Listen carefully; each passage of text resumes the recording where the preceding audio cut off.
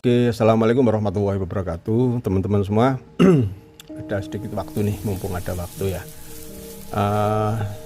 Sebelum nanti materi-materi ini lebih ke hal-hal yang teknis, ada hal yang paling mendasar yang Bapak dan Ibu harus pahami ketika Anda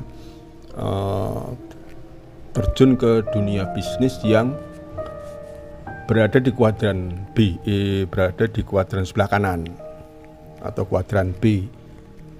Karena ketika kita berada di dunia kuadran sebelah kanan, maka mindset kita juga atau cara berpikir kita juga harus disesuaikan dengan cara berpikir orang-orang yang ada di kuadran sebelah kanan. Nah, cara berpikir ini sangat berhubungan dengan apa yang dinamakan dengan mindset ya. Mindset itu adalah persepsi tentang sesuatu, kepercayaan tentang sebuah nilai atau keyakinan yang sekarang ini Anda yakini, terutama dalam hal mencari penghasilan. Nah, mindset ini hasil daripada stimulus dari lingkungan, di mana 10-20 tahun yang lalu itulah stimulus-stimulus yang Anda terima. Lingkungan-lingkungan yang Anda sering bergaul di sana itulah yang membentuk mindset Anda atau cara berpikir Anda, sehingga perilaku Anda atau perilaku kita itu sangat ditentukan oleh persepsi, oleh nilai, oleh keyakinan-keyakinan kita. Misalkan persepsi bahwa orang yang sukses itu yang harus yang harus sekolah sampai sarjana, sampai S2, sampai dokter, kemudian dia bekerja di suatu perusahaan atau diterima di sebuah lembaga pemerintah, dikatakan itu sukses. Maka ketika persepsi itu ada di otak kita, maka segala perilaku yang kita lakukan adalah akan mengarah ke sana, yang akan fokus ke arah sana. Belajar untuk nilai yang bagus ya, tidak salah sih ya, kalau memang kita punya kemampuan gitu kan. Kemudian sekolah lebih tinggi lagi ya. Nah, yang menjadi masalah adalah ketika inteligensi kita, otak kiri kita, otak analisa kita itu nggak terlalu cerdas. Nah, ketika orang misalkan sekolah selalu ranking kedua terus, atau ranking ke satu, kedua, ketiga sampai ranking ke 10, rankingnya dari bawah gitu ya, maka otomatis otak itu akan berpikir, akan merespon bahwa aku nggak mungkin bisa sukses seperti orang-orang yang pinter. Nah, ini namanya mental block. Jadi dia sudah mempersepsikan dirinya ketika merasa sekolahnya tidak pinter, tidak ranking, itu sudah berpikir bahwa kelak kemudian hari saya tidak bisa sesukses siswa-siswa teman-teman saya yang pinter. Sehingga mereka akhirnya berada di lingkungan-lingkungan yang menyesuaikan lingkungan lah. Kadang-kadang kan ada orang yang karena nggak pinter, kan dulu waktu sekolah kan ada toh kelompok-kelompok yang pinter-pinter gitu, sering dolan, sering main, kelompok-kelompok yang nilainya selalu merah terus, itu ya rata-rata sih ya menyesuaikan diri, akhirnya bergaul dengan teman-teman yang secara akademis tidak terlalu pinter gitu ya. Nah, dan memang keperbedaan lingkungan itu yang akan mempengaruhi perilaku ya. Nah, sekarang pertanyaannya, apakah Anda juga dulu pernah merasakan seperti itu ya, terutama yang mungkin secara studi mengukur dirinya kurang berprestasi, nilainya tidak selalu maksimal karena mungkin kondisi ekonomi atau karena keterbatasan jangkauan pendidikan. Nah, inilah yang akhirnya membuat orang itu berpersepsi terhadap dirinya bahwa nilai sekolah itu identik dengan nasib. Ya, identik dengan nasib. Ya, sehingga mereka tidak pernah berpikir bahwa suatu saat mereka punya hak untuk sukses, suatu saat mereka punya hak untuk menerima rezeki dipantaskan oleh Tuhan, menerima rezeki yang berlimpah. Itu kadang tidak terpikirkan, bahkan memikirkan uang 10 juta, 20 juta tiap bulan, apalagi sampai ratusan juta, itu nggak nyampe di otak, itu nggak nyampe. Nah, itulah makanya kenapa perilaku itu akhirnya dia merespon, dia akhirnya melakukan tindakan-tindakan yang akhirnya menjadi sebuah kebiasaan. Kebiasaan itu akhirnya mempengaruhi sikap-sikap mereka, dan kebiasaan dan sikap yang terus-menerus dipercayai itu akhirnya menjadi sebuah karakter. Nah, karakter inilah yang paling dekat dengan kesuksesan atau kegagalan, baik dalam berbisnis, baik dalam berkeluarga, baik dalam bermasyarakat. Itu tergantung dari persepsi, nilai atau keyakinan-keyakinan kita. Nah, maka untuk merubah itu kan kita bisa merunut. Artinya apa? Karena tadi saya mengatakan mindset itu berasal dari stimulus. Stimulus itu adalah sebuah input-input, rangsangan-rangsangan dari lingkungan baik di dalam maupun di luar kita. Maka kita tidak bisa merubah orang yang gagal menjadi sukses itu harus dirubah dulu karakternya kan.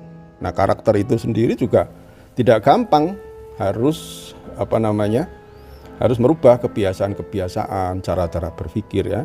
Nah, kebiasaan itu juga tidak mungkin akan berubah begitu saja kalau tidak melalui tindakan-tindakan yang kecil. Nah, tindakan-tindakan yang kecil ini nggak akan pernah mungkin berubah kalau lingkungan Anda itu tidak berubah. Ya, maka kalau istilahnya apa?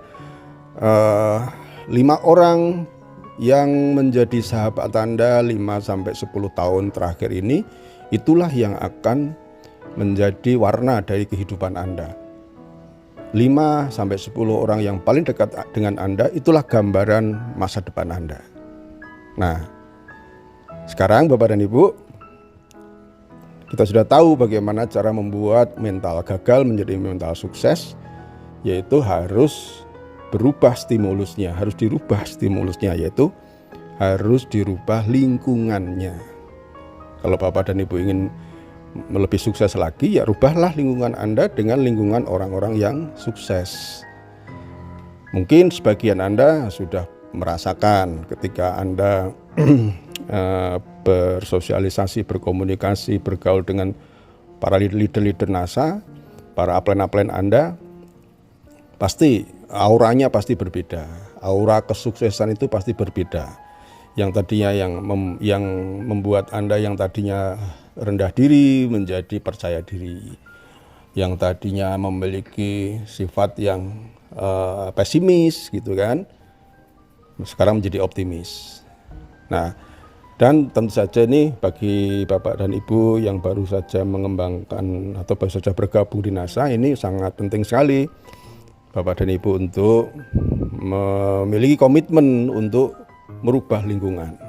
Nah, cara bagaimana merubah lingkungan? Ya mendekat dengan lingkungan yang akan merubah Anda. Salah satunya adalah, ini salah satu contohnya adalah di grup Business School ini. Nah, harapan saya, harapan para leader dengan Bapak Ibu yang mungkin baru bergabung di bisnis ini, dengan bergabung di grup ini, setidak-tidaknya keseharian Anda atau separuh dari waktu Anda yang Anda habiskan untuk yang lain itu mulai untuk berinvestasi, untuk untuk mengisi otak ya, memberi sarapan otak. Karena otak itu kalau nggak dikasih sarapan dia bilang kenyang. Otak yang nggak pernah belajar, pikiran kita yang nggak pernah dimasuki informasi-informasi, ya dia bilang kenyang gitu kan. Beda kalau dengan perut. Kalau perut kan kalau nggak diisi makan dia bilang lapar. Kalau diisi dia bilang kenyang. Nah, sebaliknya dengan pikiran kita atau otak kita. Justru kalau otak kita itu dikasih makanan, berupa informasi yang positif, berupa ilmu yang positif, itu dia akan selalu merasa lapar gitu kan.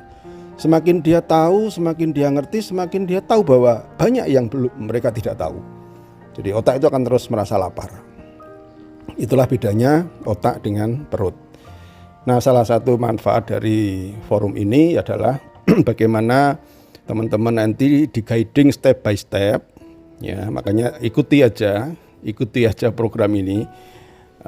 Insya Allah saya berusaha sekuat tenaga untuk mentransfer apa yang saya rasakan, apa yang saya lakukan, dan apa yang saya rencanakan itu coba begitu ada ide apa akan saya share ke teman-teman semuanya, karena ya saya ingin mewariskan sesuatu yang bermanfaat lah untuk banyak orang. Salah satunya mungkin dengan cara yang seperti ini ya. Nah, begitu Bapak dan Ibu nanti banyak belajar di sini, tentu kita akan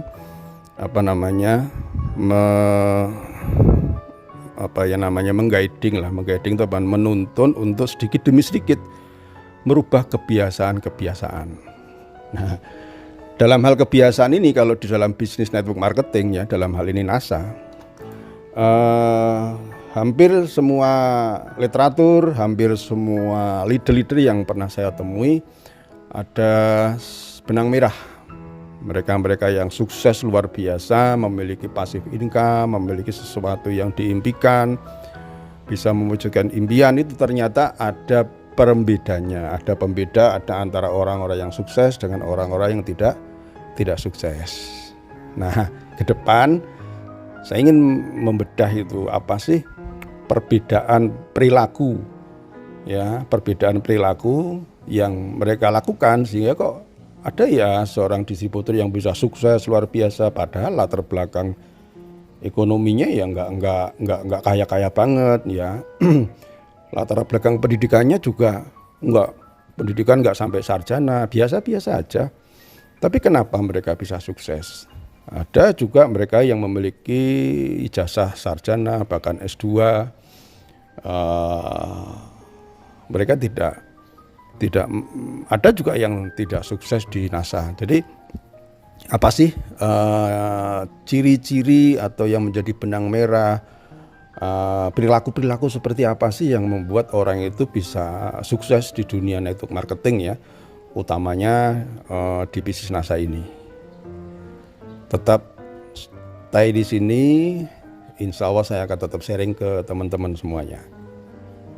Terima kasih sudah mendengarkan. Saya Aksanto Ali mengucapkan selamat belajar, tetap stay, tetap semangat. Assalamualaikum warahmatullahi wabarakatuh.